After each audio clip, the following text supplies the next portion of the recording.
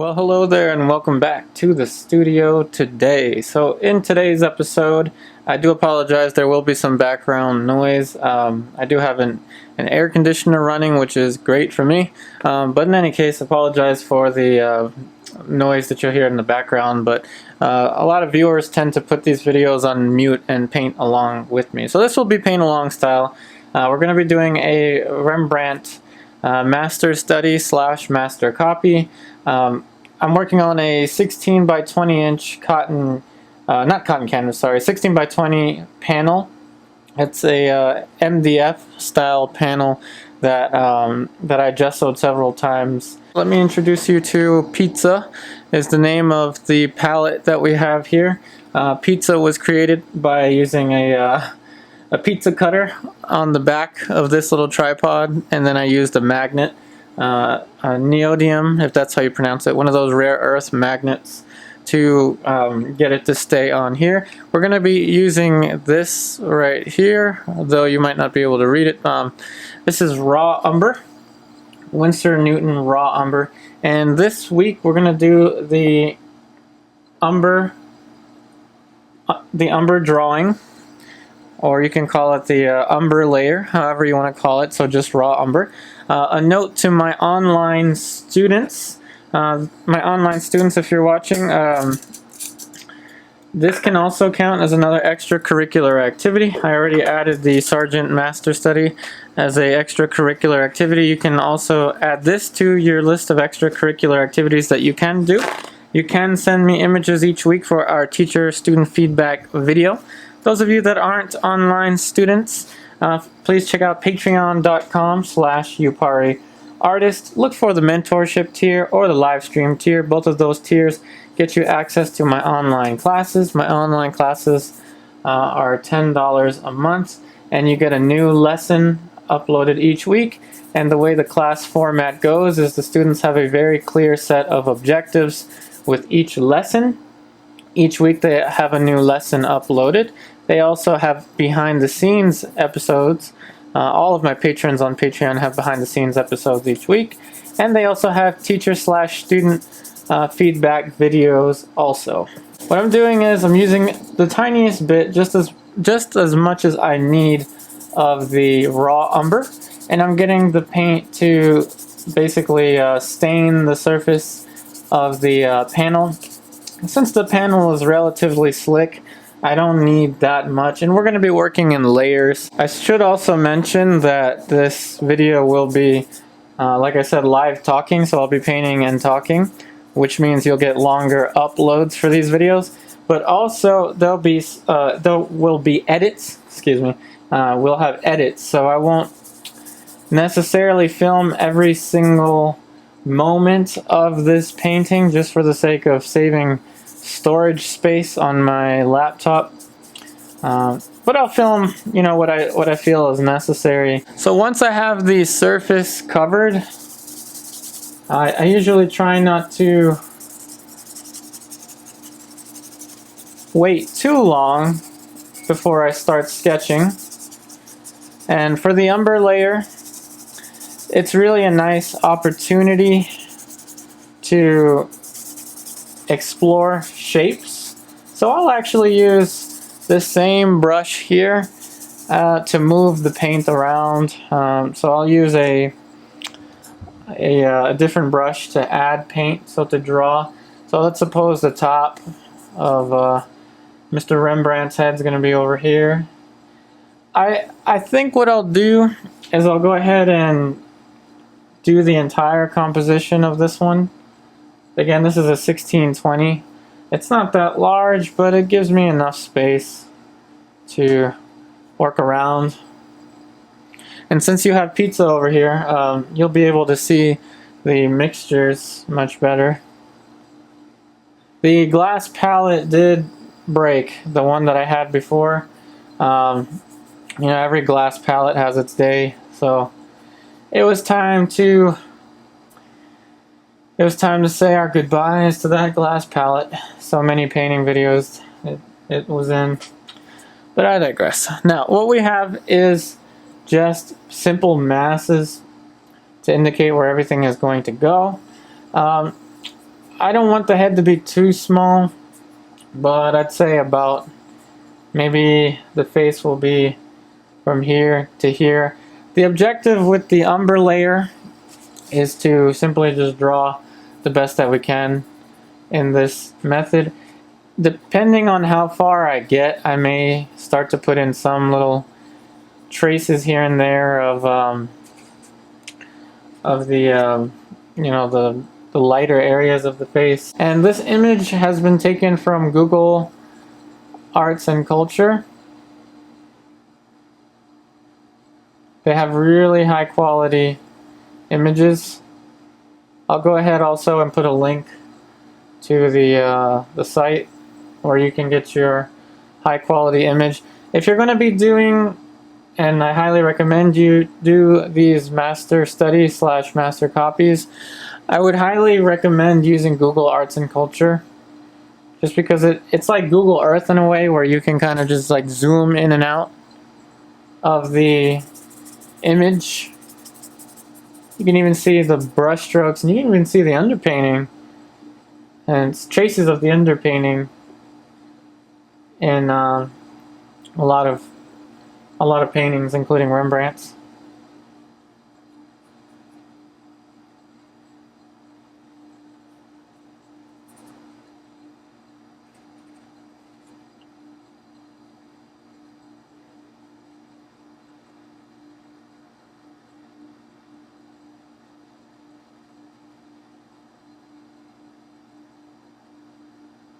Now, before too long, I'm going to start to indicate some masses for the face. So in the beginning, everyone always goes through this. We all go through this. In the beginning, it's very, very anxious. And that's because we're just getting started. We're just putting information in there. And one thing you could do if you're really anxious about the start of any painting is this. Just go in for large masses. Keep it really simple. The more simple you can keep it, the less stressful. And the easier it can become.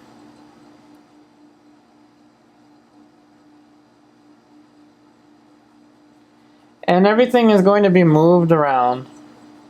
So there's no need to be too attached to anything at this moment, except for the big placements where things are going to go. Let's use the paper towel. Oh good, it's starting to settle. That's what we want.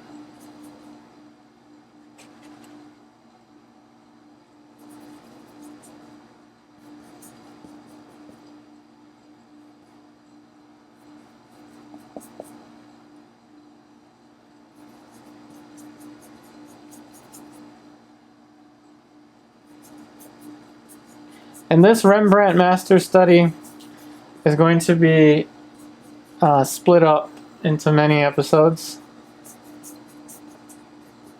I'm going to start following the same type of process with my paintings. I have several paintings planned out for a series of paintings that I will hopefully submit and have accepted to some galleries in the future, but I just think it's important to have a method to work that is relatively consistent. You know, I've been experimenting a lot. A big portion of this YouTube channel has been experimenting with technique. Some techniques have been more useful, I guess, than others. Others have been mainly just for fun.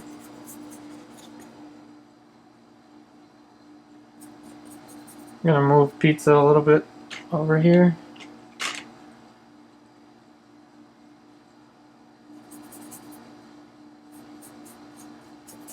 And what I'm planning on doing with these episodes, I had a lot of requests for more master studies. You know, bring back the master studies, bring back the master studies. So yeah, that's what we're gonna do. Painting and talking style. The technique will remain consistent, so at least I will do my best to keep the technique consistent. So, yep, feel free to paint along with me. These are going to be relatively long episodes.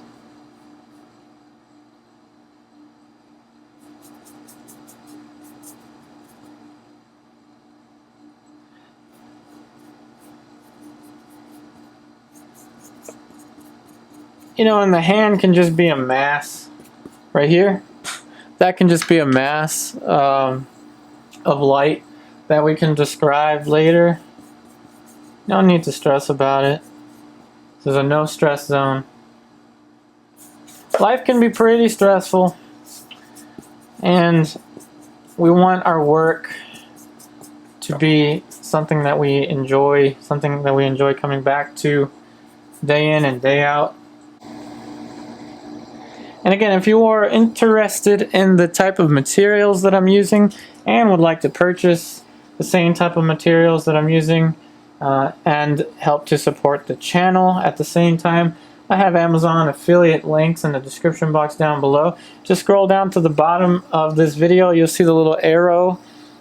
Click the little triangular arrow and it'll send you right to the description box.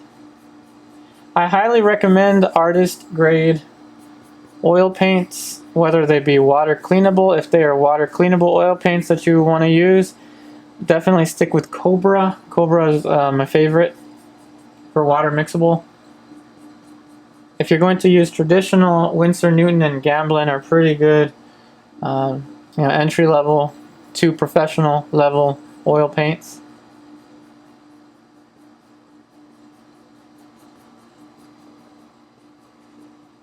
Now, I was planning on kind of observing the absorbency of my surface for the umber layer. So if it starts to get difficult to move shapes around, then I'll introduce a little bit of the fast drying white, but that's really going to be for the next stage.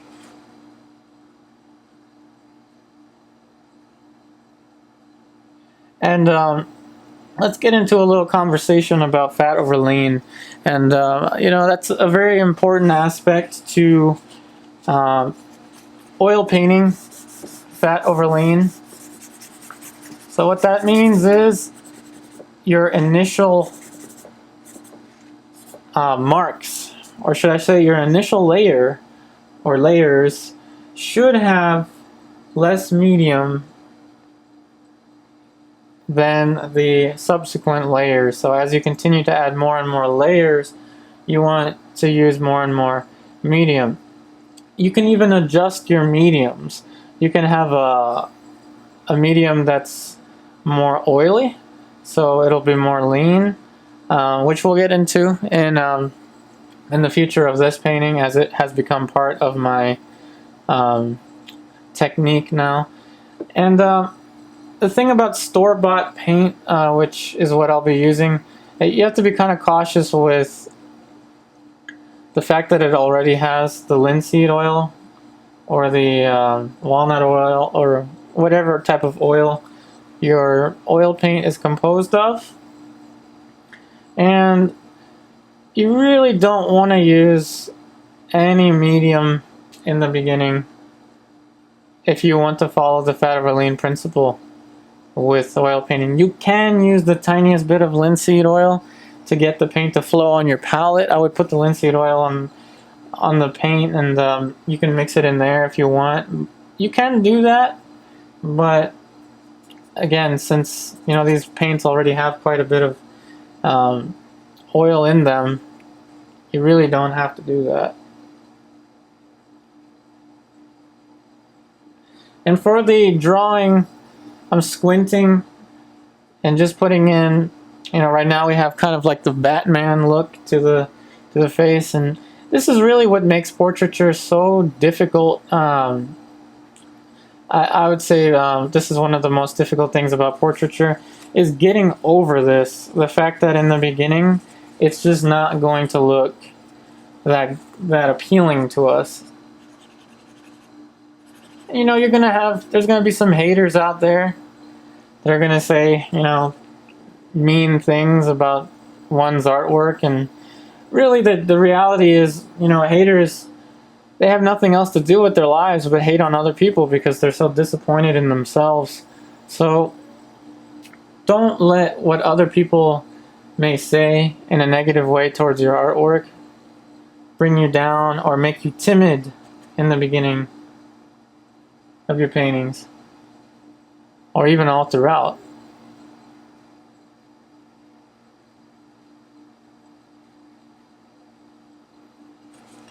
And for the beginning, you definitely want to keep everything rather soft. See how I can just run the paper towel across?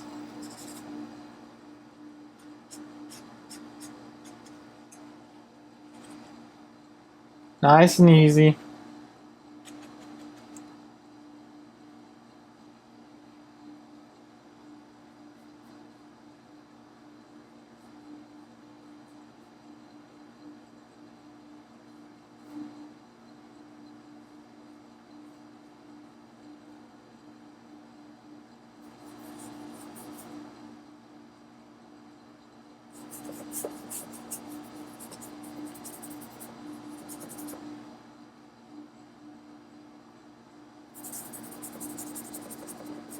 And another nice thing about raw umber or burnt umber, any of the umbers really, is their fast drying nature. So that's something you can definitely exploit with underpaintings. So you can really just use it to build the painting. Try to see the painting as a whole unit, and not so much looking in the particulars.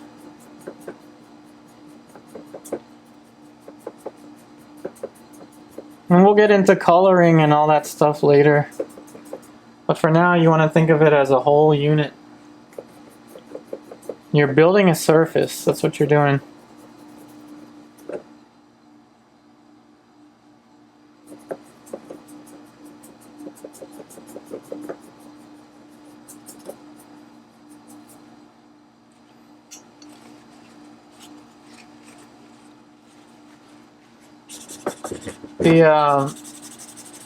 The paper towel doesn't have any OMS, so there's no extra mineral spirits on the paper towel. You could use a little bit to subtract if you'd like, if you're painting along with me right now.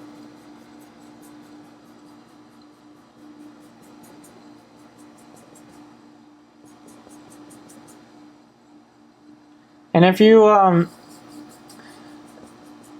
want to share your artwork with others that are following these videos along, go ahead and check out the Facebook photo reference group. Links will also be in the description box down below. Lots of amazing work happening there, or being shown there.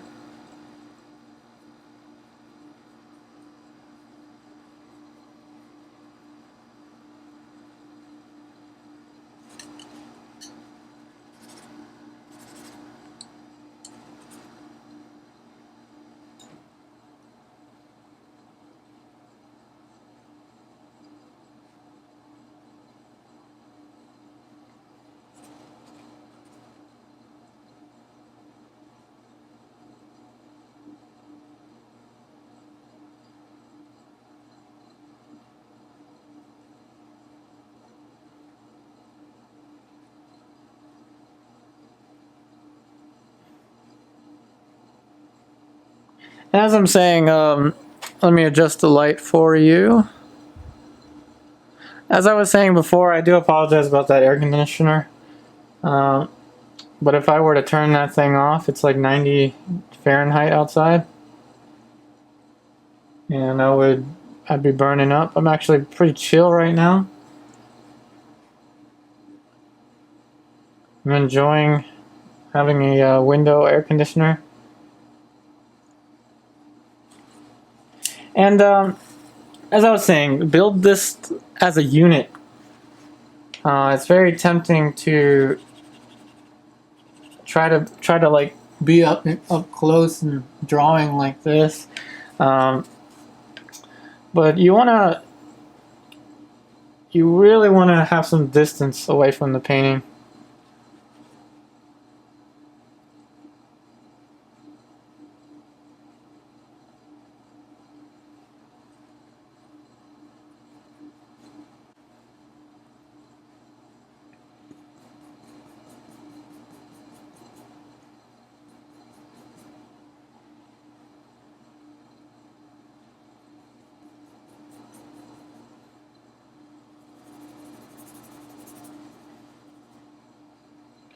And remember, online students, this can be, you can take this as another extracurricular activity. So now you really have 3 projects that you can work on and send me images along with your monthly mentor tier images. And to everyone else that's watching, the way I do the critiques is I have a virtual classroom. What that means is I have a video. I do the feedback in video format, so we all get to see each other's artwork, and we get to learn from one another just like in a physical classroom.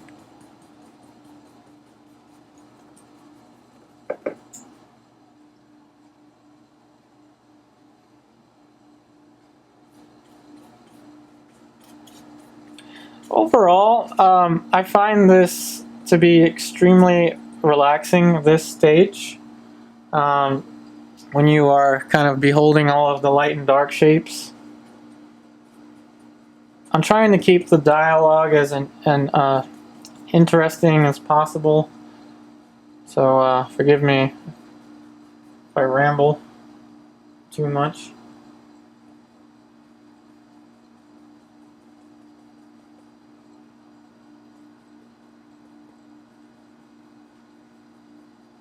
I find the more I can trust my process, the more I can trust myself and have kind of a checklist of objectives to look for in each one of my starts and each one of my paintings.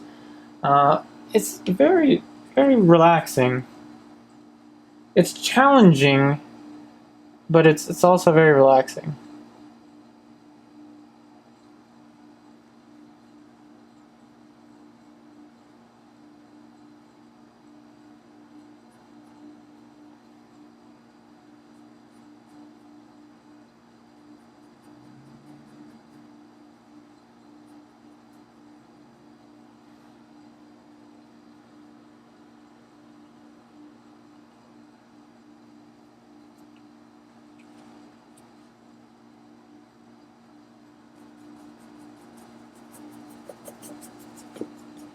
And you see how I'm starting to build up the surface of the painting?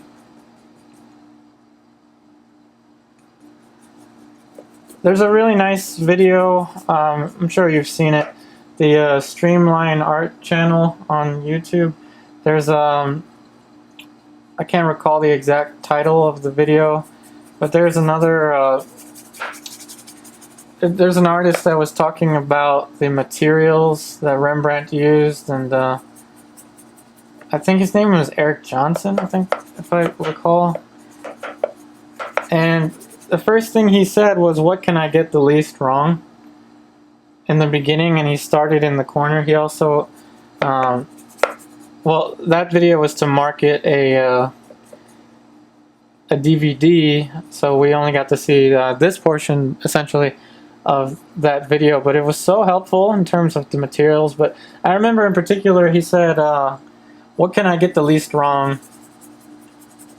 And that to me made so much sense. So I'm going to steal that. So I'm thinking, what can I get the least wrong?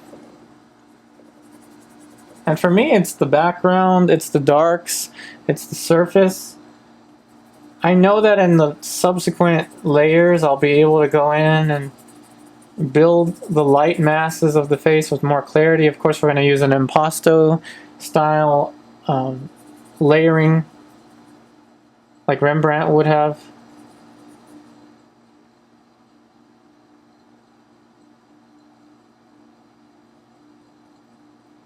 But all in all, this is a much more relaxing kind of departure from the one-day alla prima or even multiple day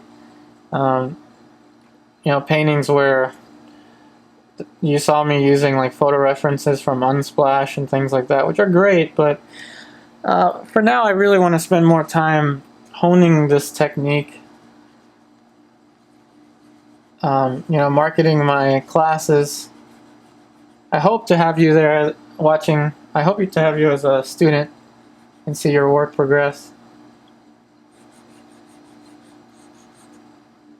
and really just try to connect artists and connect with Rembrandt, connect with the classical masters.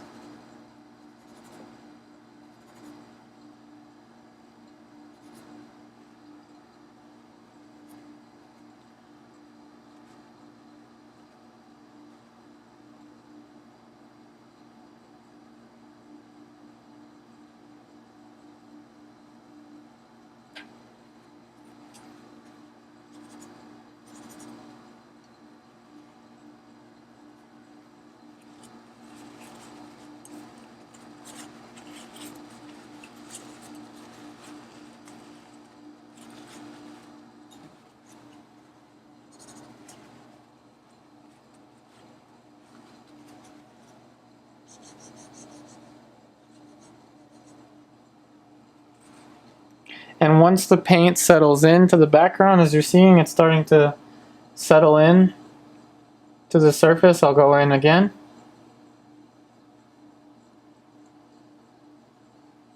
And just keep building.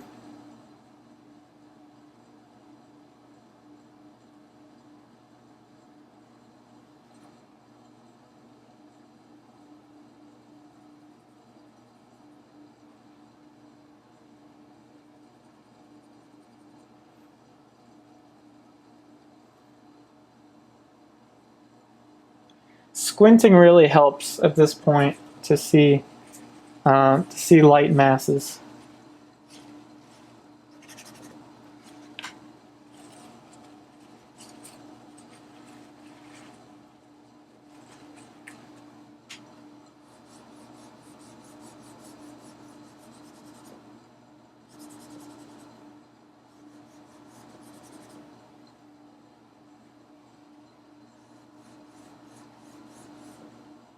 I want to share with you another interesting experiment or idea that I've been running along in my head.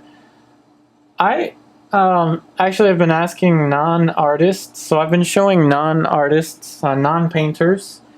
I'm not saying that they're not artists, but just people that aren't painters.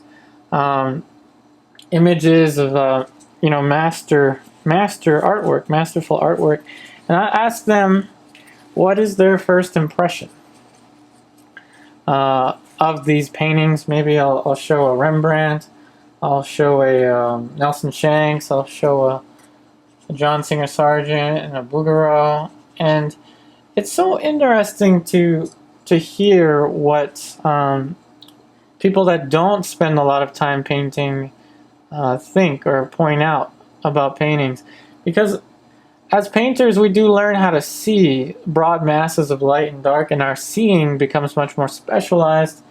But it's so interesting to ask non-painters their perspective. And before starting this, I asked someone about this one, and the first thing they pointed out was that they seemed very concerned,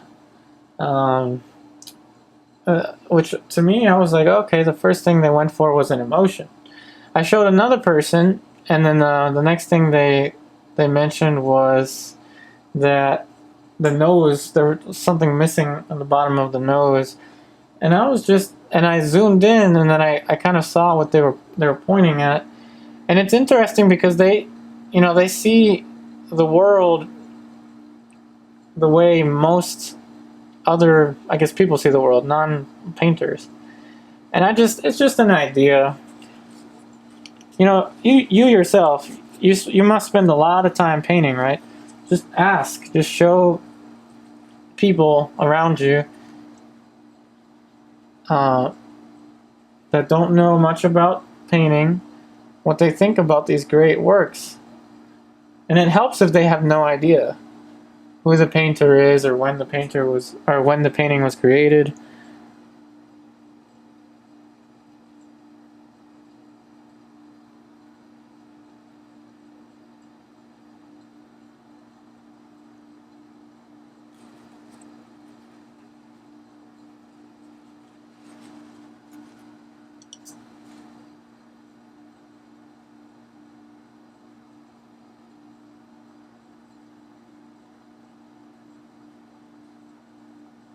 And yes, it's going to look like sunglasses for a little while.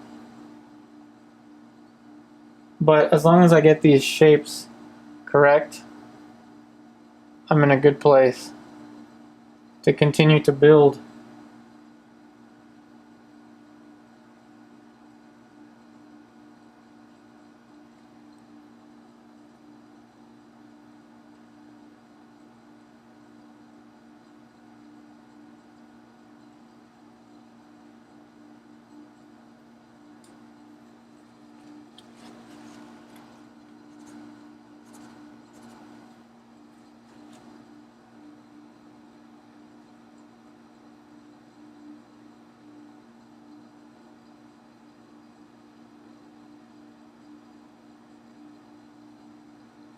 So I'm thinking of this distance in the light. I'm thinking of this distance in the light. This distance. These large masses. Everything in connection to one another. And I'm keeping the edges really soft. It cannot be stated enough the importance of having soft edges in the beginning. And it's important to, I've already said this a couple times, but it's important to spend as much time as you possibly can in this stage, in the light and shadow umber drawing stage. And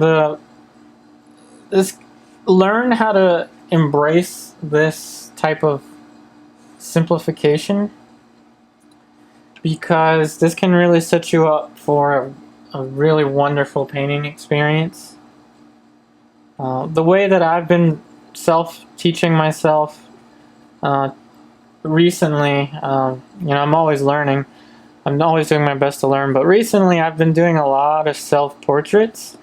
At this point, only my patrons and online students, well, my online student patrons, have been able to see the self-portraits. I have not shown any of it on Instagram or anything. I've kind of taken a step back from sharing everything that I was doing on social media or in the internet in general, and really just trying to focus on technique and figuring out how can I create a method to work.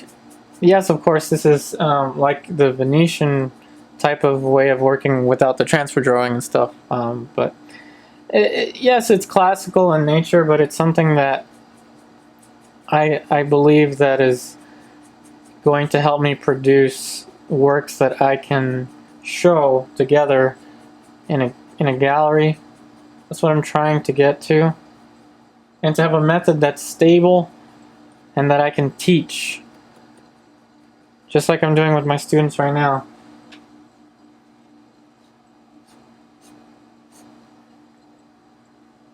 I can't figure out what's going on here with his hand.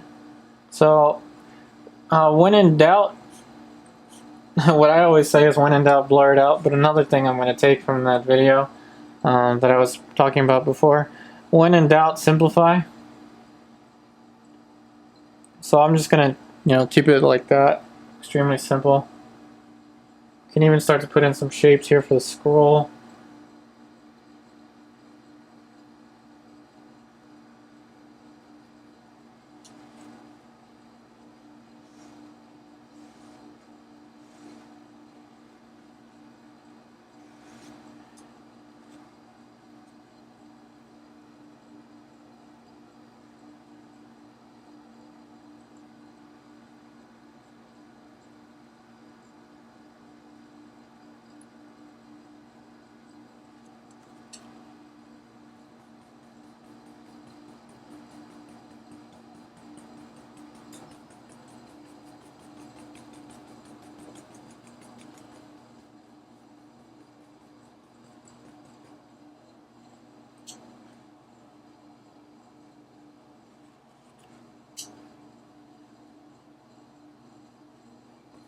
And it doesn't need to be too thickly painted.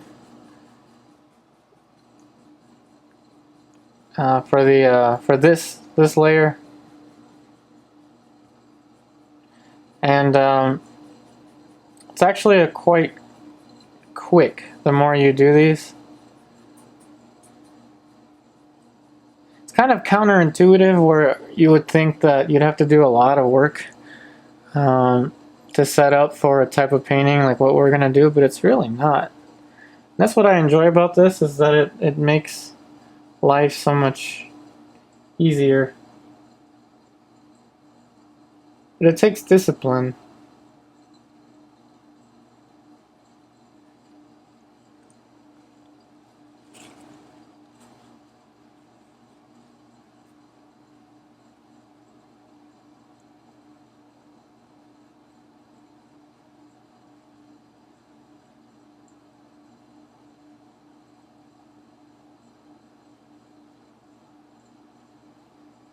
And I'm not trying to say this is the side of the bottom of the cheekbone. I'm not telling myself, you know, this is the zygomatic major, minor, and orbicularis, and I'm not really, in my mind, that's not what's going on. I'm just thinking shape, placement, shape. And I'm just trying to create a surface that I can build on the next sitting.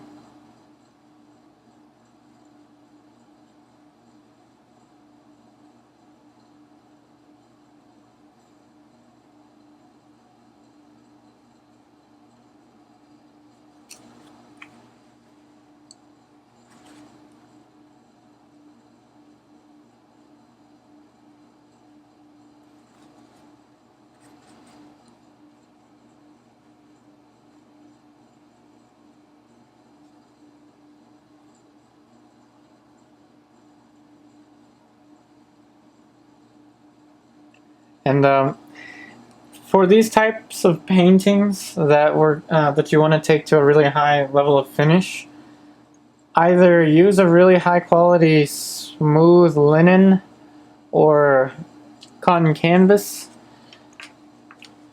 or just use a panel. I would suggest if you don't have the budget for a oil primed linen, I would say go for the panel, or this is what I've been doing recently. It's a very long process, but I actually enjoy stretching canvases and you know, the materials. I enjoy the materials part of this too. But what I would suggest, if you want to work on cotton canvas for this, what I would suggest is don't just use a canvas that you bought from the store, even if it says a series 3 or a series whatever, high quality, even though they'll say it's triple primed or whatever, triple primed cotton duck or whatever. What you want to do is you want to get some gesso on it, high quality gesso. I'll have a link in the description box to the type of gesso that I like to use. It's an acrylic primer called Liquitex Professional. And what you want to do is get that cotton canvas, sand it, wipe away the excess with a clean dry brush, and then apply a slightly thin, not runny, but slightly thin amount of gesso. Let it dry for an hour or more. Actually, leave it to dry overnight if you want to be completely sure. And then resand it, and then gesso, resand, gesso. You get a really nice surface that way, and that's what I'm using for my studio works. But it's a long process.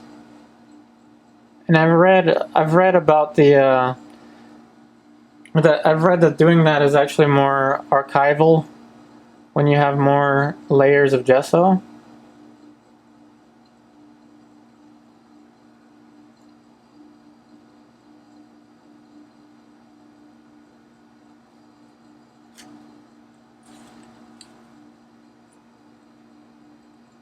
But I'm just talking to you if you are interested in doing this master study along with me, or taking online classes with me, and then being part of the the student body. I'm definitely talking to them a lot about materials, my students and my patrons. So definitely you want to get yourself a smooth surface to work on.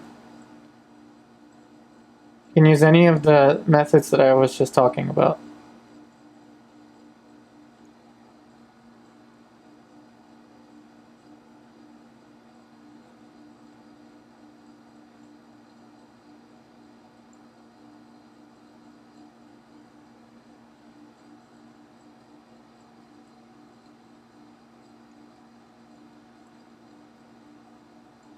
Some artists won't do this, but I don't mind it. Putting a little indicator for the eyes at this stage.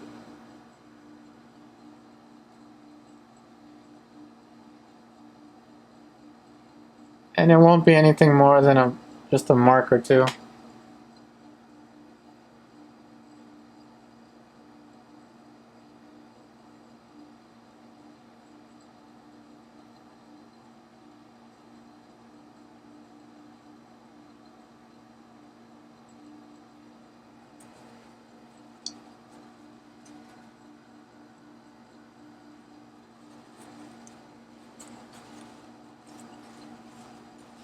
I mean, artists have been copying Rembrandts forever, and everyone's always trying to understand Mr. Rembrandt.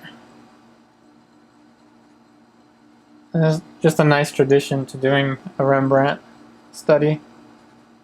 I started one a long time ago on the YouTube channel that I didn't quite know how to finish. But now with my self-portrait experiments, I have a pretty good idea of how I'm going to finish.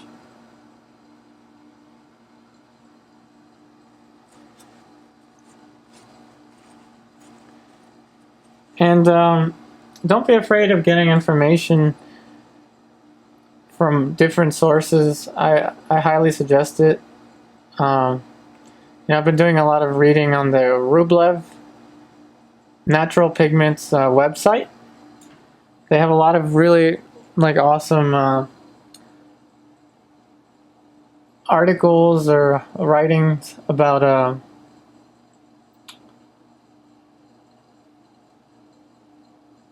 the artist materials and the longevity of paints.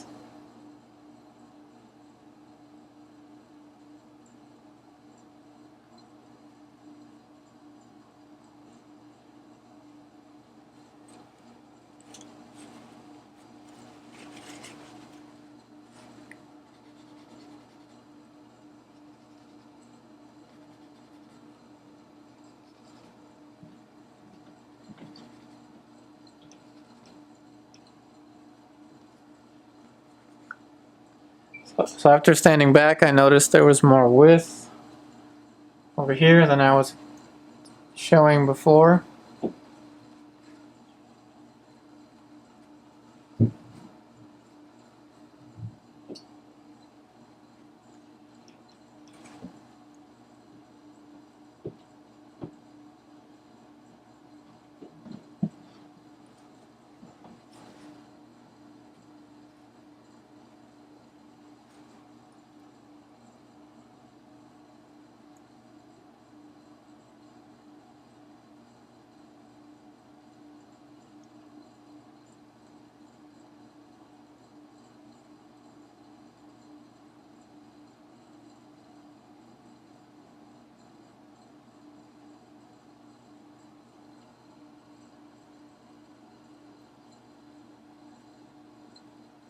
Another great resource to look at that I've mentioned before is the Studio Incominati live streams.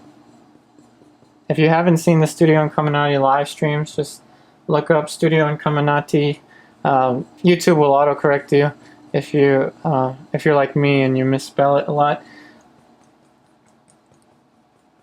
Go check out their video. They have 3 live stream demos. They're each pretty decently long length, which is really good to have playing while you're painting in the background. And if you do check them out after watching this video, please comment on their video, tell them Yupari sent you.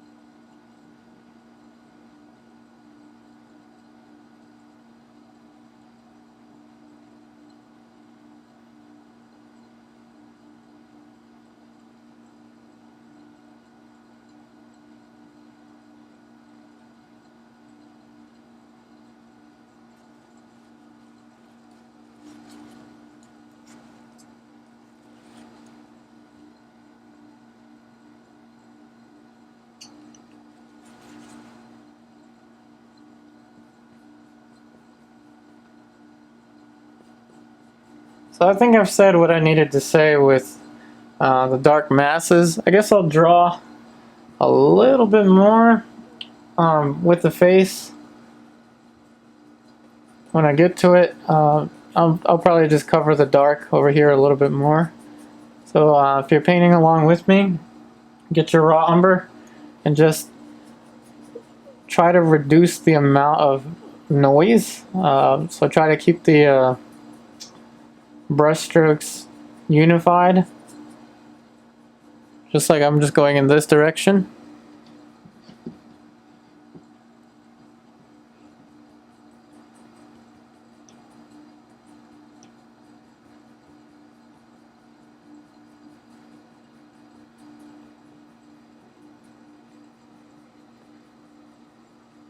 Alright, I'll get you a little close-up of the face, but I don't think I'll do too much to it. Alrighty, now you have a close-up of the face and you can still see pizza. So pizza is a very versatile tool. I can easily just move and adjust the palette to whatever position I like. And you can still see it, so hopefully that helps out. Don't worry about the colors that you're seeing on here. That's definitely for another time.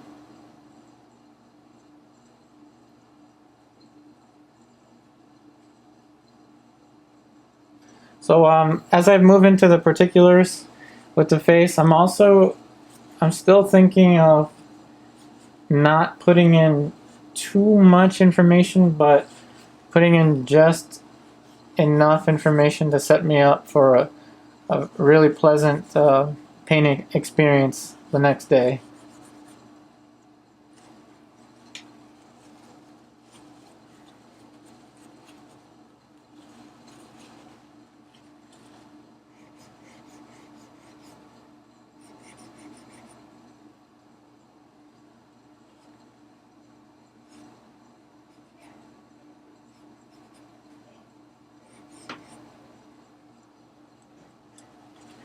Now I just use the pressure of the brush mark to adjust edges.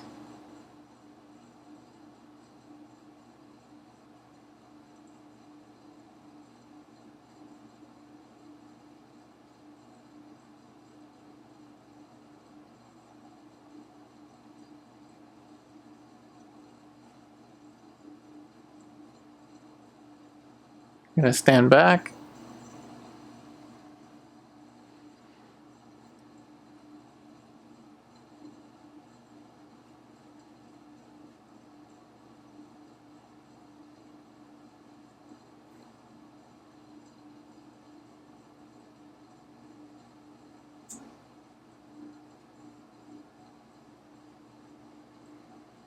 And if you're drawing or painting along with me, each time I say stand back, or each time I say I'm standing back, I encourage you to stand back with me.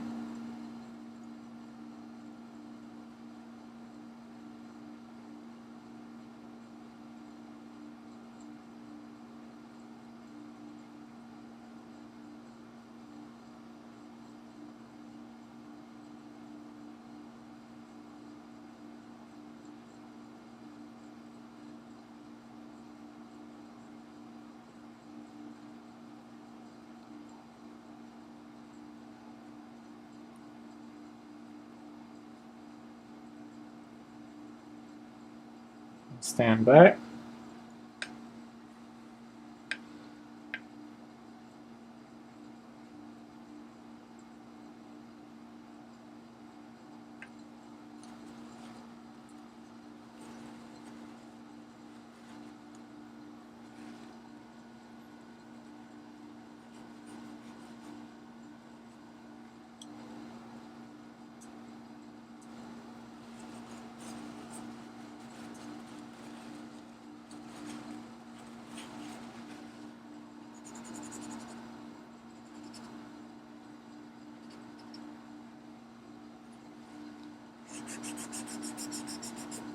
I don't know if I remember to mention it, but if you are interested in the same type of painting surface I'm using on, this is actually one of my favorite panels to use.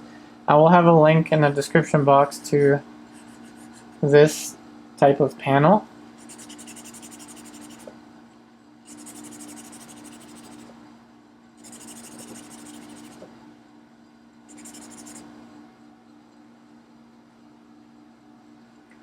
And the goal is to make this type of process, old master style process, to be fun. Not rigid in any way, not overly laborious, but just fun and organic. Not organic in the sense of going to the Whole Foods market, but organic in the sense that it flows naturally.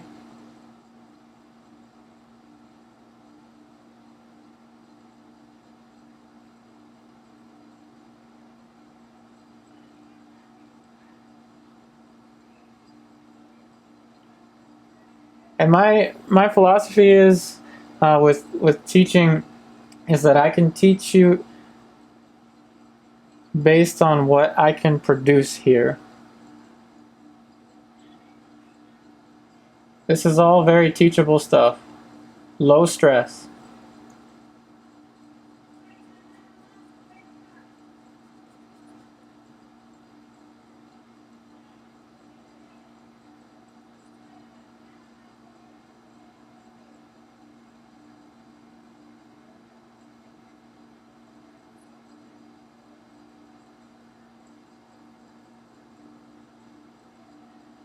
See that? The ear needed to move up, and that was not a stressful thing to do at all.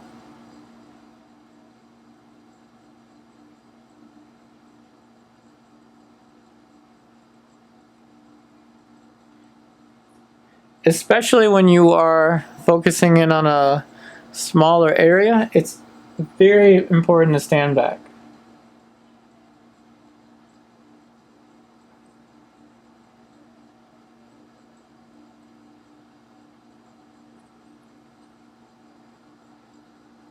Stand back.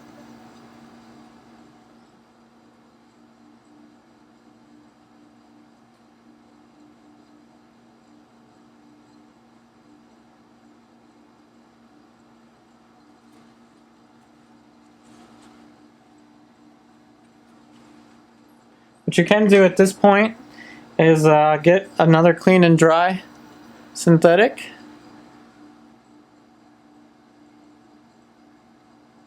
This is a Salvador acrylic brush. You can use any clean and dry synthetic. If you're interested in purchasing a set of brushes, a set of synthetic brushes, again, check out the description box. I have a whole array of things typed up for you.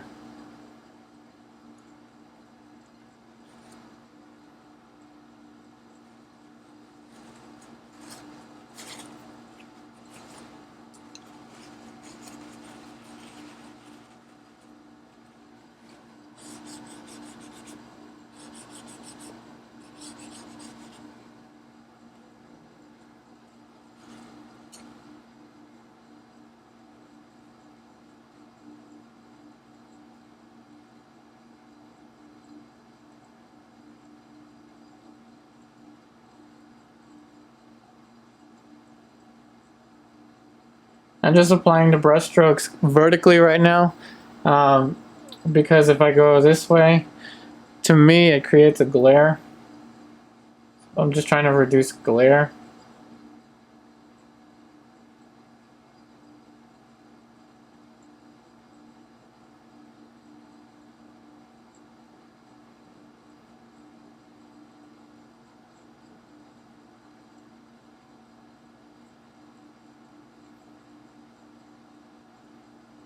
I had to raise his shoulder a little bit, or at least the shoulder relative to the chin.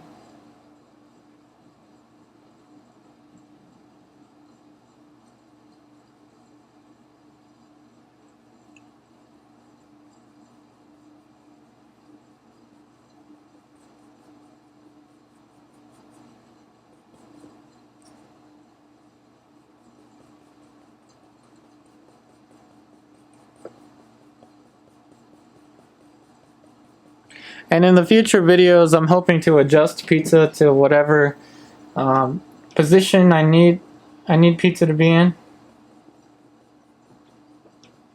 so that you can see the mixtures.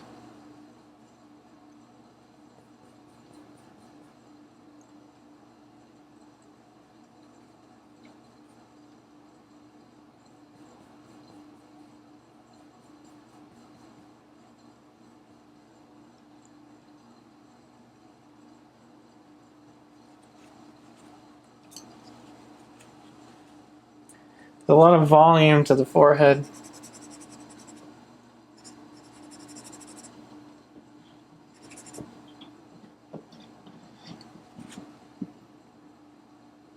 Clean and dry synthetic. It just helps to make things softer.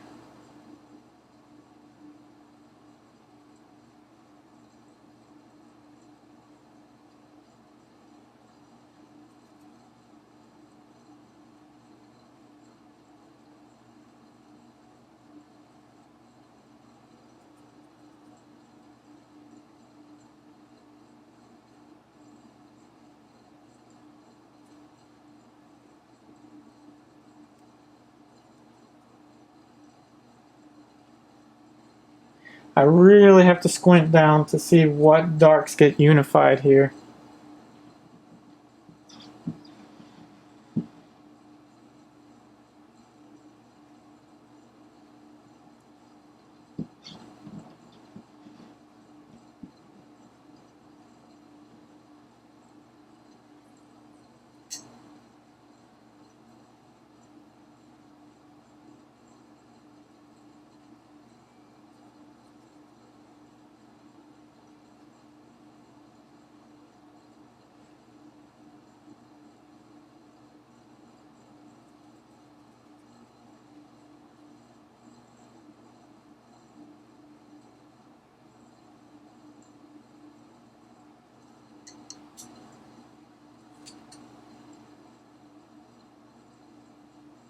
But I think the quote that I was trying to mention before was, "When in doubt, less is more," something like that.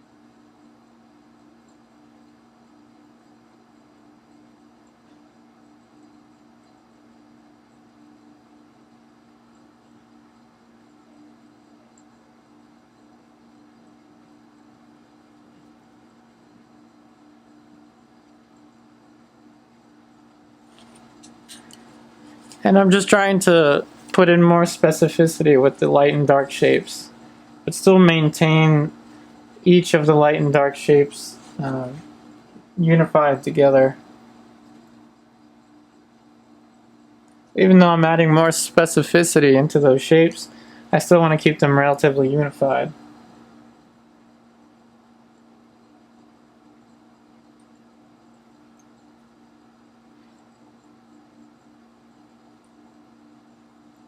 And the way I clean this brush, I just dry clean it with the paper towel.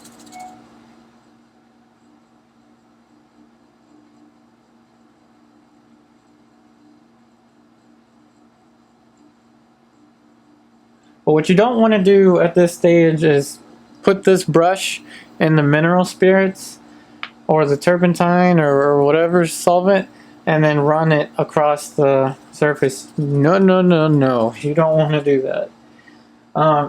Also, if you're doing this in water mixable, water cleanable oil paint, you definitely want to give it more time to dry than the traditional.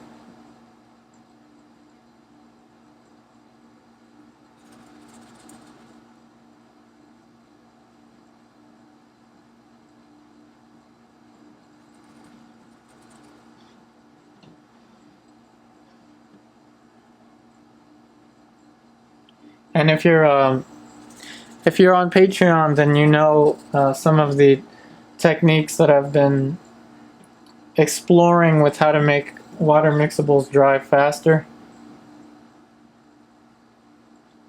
But that's beyond the scope of this video, so I won't get into that.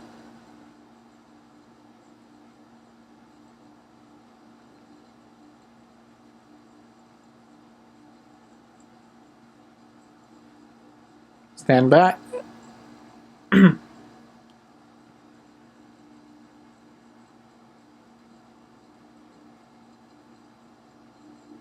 So again, each artist will do this stage a little differently. I actually go for some of the halftones, knowing they'll be simplified later. For instance, I'll actually go in for this. I'll take some of the paint out, a little bit of the paint out of the corner, and just add it here. Just a slight touch.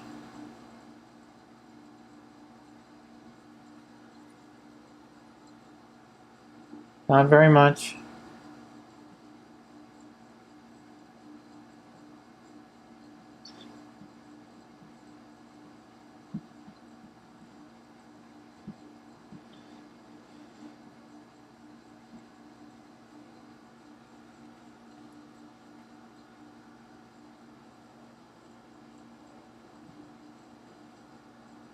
And you want a really soft brush for this. You don't want the brush to be subtracting paint. This one's almost too rigid now for what I'm doing, so I'll actually change it with hopefully a less rigid one.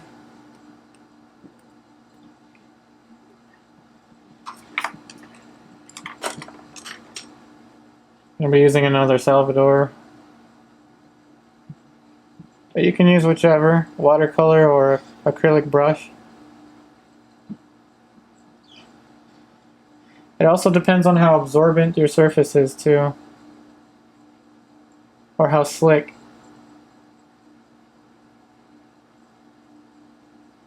Since these panels are usually a little slick, I usually will add more gesso than I think I need. And I think this one has about four layers of gesso.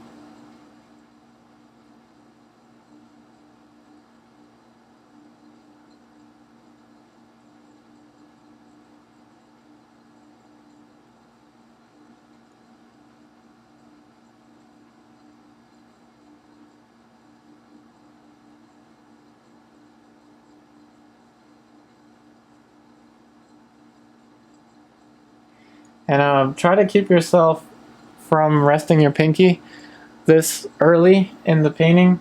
I don't say that just to not get paint on your pinky or anything like that, but it's my opinion. I mean, different people do different things. But if you're starting to rest your pinky at this point, I would refrain from doing that. Because when you start to rest your pinky, that means you're starting to tell yourself, I'm getting into detail mode. And we'll get there eventually, but not yet.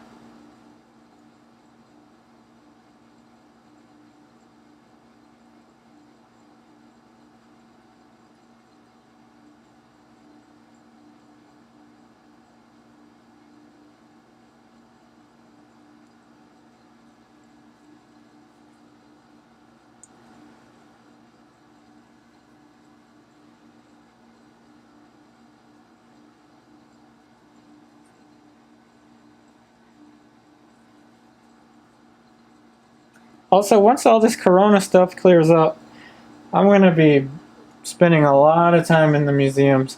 I live near DC, so when I was younger, I would spend a lot of time in the National Gallery of Art in DC. Once it clears up, I'm definitely going back, and I'm going to spend a long time there. In particular, they have not this Rembrandt self-portrait, but they have another one that I did a master study of a long time ago. Come to think of it, I should probably redo that one.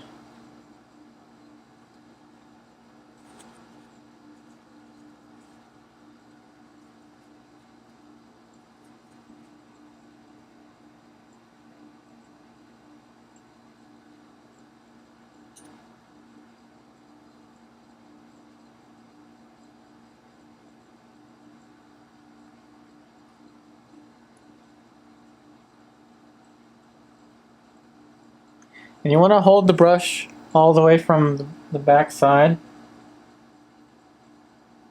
And if you have a tendency to work really close and the rest of your pinky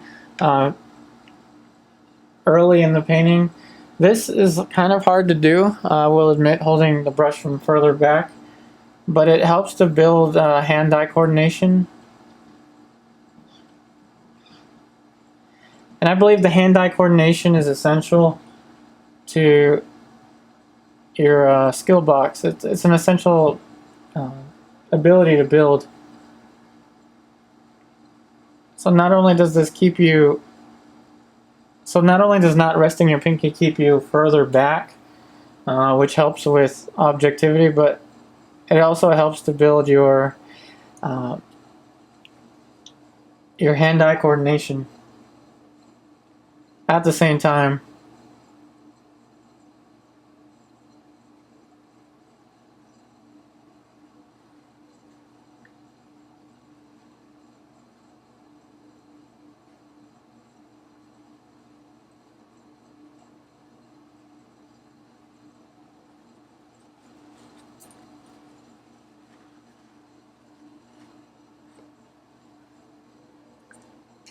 And what I would do to be able to time travel, or just have a little window and see in real time how Rembrandt painted.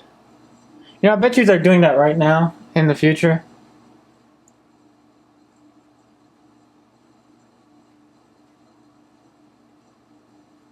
I mean, artists have been so dedicated to studying Rembrandt for so long. I feel like in the future, once we have time travel, they probably have like time travel TVs or something where they're watching Rembrandt create his artwork.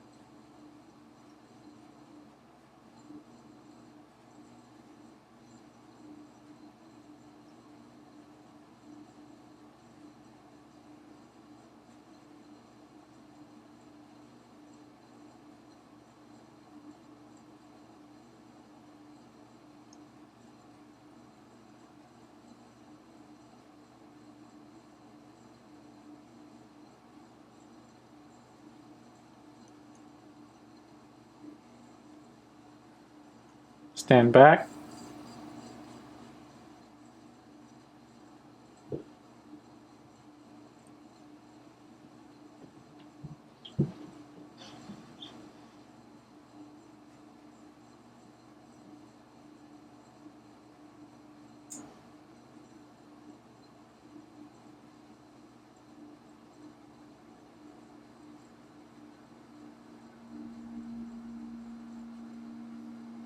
And the secret to getting this kind of subtlety in the umber layer, I know this might start to be getting too detailed for the umber layer, is to work on a smooth panel, gesso it so that it's not too slick with Liquitex Professional. And again, I have the gesso and I have the panel in the description box down below, along with the paint. Just about the only thing that won't be in the description box, you'll even find the photo reference, the only thing that won't be in the description box, unless I can find it, I haven't found it, but I haven't found Pizza, the actual palette, in the description box. But if I find the palette that, this is a, I think, beechwood, something like that palette. If I find it, I'll put it in there.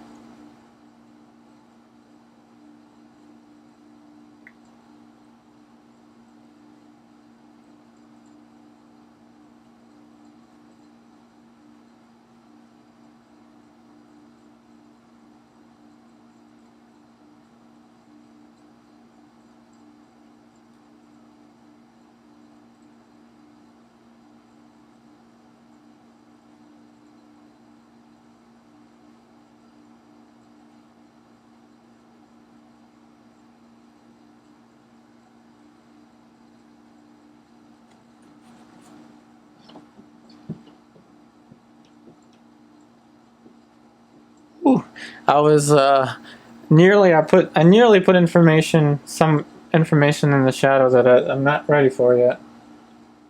Refrain from trying to put in too much in the shadow. Even this and this might be too much. So be very cautious with that one. And we're almost there.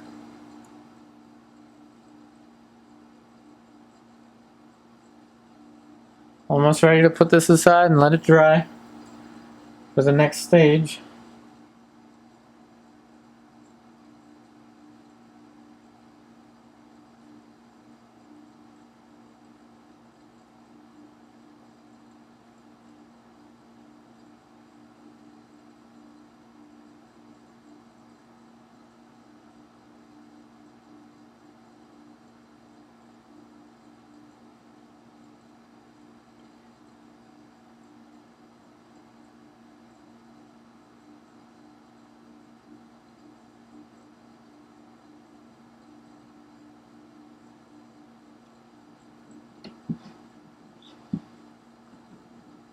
The last thing you want to do before you determine it ready for the next stage or ready to let dry for the next stage is just really quickly go around the edges and make sure you don't leave any edges that are razor sharp.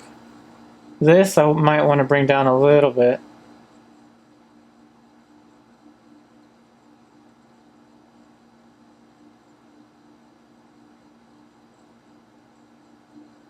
And again, I'm really sorry for the background noise with that air conditioner, but I would be melting, not melting, but I would be in really bad shape if I didn't have it right now.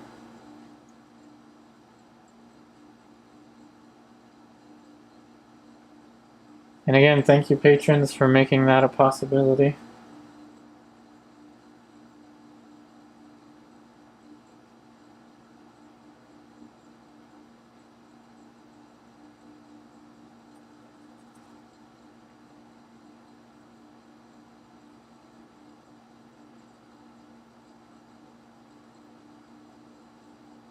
So at this point, I'm just going to be quieting down the edges.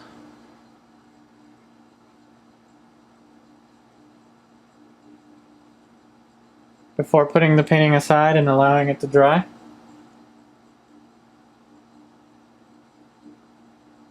What you can do with this type of technique is work on multiple paintings in one day, depending on how much time you have to work. For instance, I already earlier today I started the same stage in a studio painting, another studio painting, which again, patrons, you will see on the behind the scenes video. Then after this, I'll move on to another until the workday is over.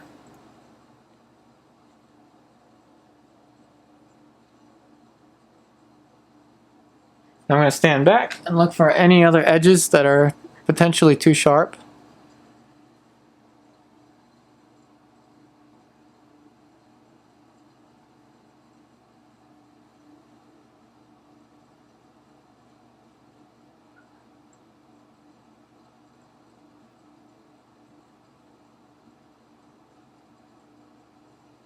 And there you have it, the umber layer, or the umber drawing, however you want to call it, for this Rembrandt master study / master copy.